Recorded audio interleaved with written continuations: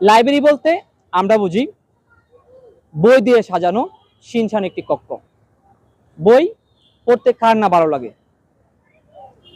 দর্শক, স্টেট লাইব্রেরির কথা আমরা শুনেছি বই বিশ্বের মধ্যে। যদি সেরকম একটি লাইব্রেরি বাংলাদেশের, তাও বন্দরনগরী চট্টগ্রামে হয়, কেমনটা লাগবে। আজকে আপনাদেরকে আমরা পরিচয় করে দিব বন্দরনগরী চট্টগ্রামের মধ্যে স্টেট লাইব্রেরির, যেখান থেকে যাত্রা শুরু। আমি বর্তমানে যেটিতে অবস্থান করছি এটাকে বলা হয় চট্টগ্রামের ফুসফুসখ্যাত এটি ডিসি হিল। ঠিক আমার পেছনে দেখতে পাচ্ছেন উন্মুক্ত লাইব্রেরি, যেটিকে বলা হয় বহির্বিশ্বের মধ্যে স্টেট লাইব্রেরি। অর্থাৎ এখানে আসলে যারা পড়তে পারবেন বিনামূল্যে এবং উন্মুক্ত স্থানে এরকম বই। সেবা ফাউন্ডেশন নামে একটি দাতব্য সংস্থা, তারা এই স্টেট লাইব্রেরির যাত্রা করেছেন চট্টগ্রামের মধ্যে।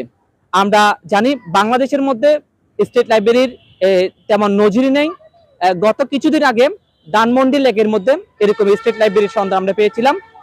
প্রথমবারের মধ্যে চট্টগ্রামের মধ্যে এরকম একটি স্টেট লাইব্রেরির যাত্রা করেছেন সেবা ফাউন্ডেশন। তারা শুধু এই ডিসি হিলে নয়, আরো কয়েকটি জায়গার মধ্যে এরকম বইয়ের ব্যবস্থা করেছেন। আমি যদি আপনাদেরকে দেখাতে চাই, এখানে বিভিন্ন ধরনের বইগুলো রয়েছে এবং তারা একটি বাক্সের ব্যবস্থা করেছেন যেটি সার্বক্ষণিক খোলা থাকে, এবং এখানে বিভিন্ন ধরনের বইগুলো যারা বই প্রেমী রয়েছে তারা এখানে সেই বইগুলো পড়তে পারে, সেই ব্যবস্থা করেছেন। তো চাইলে আপনারাও আসতে পারেন।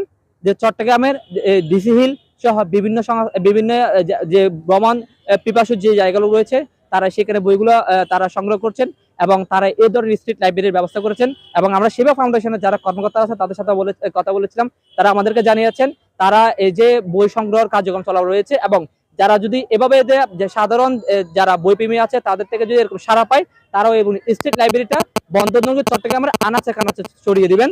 চট্টগ্রামের ডিসি হিল থেকে মনসুর আলম মুরাদ, দৈনিক বাইজিৎ।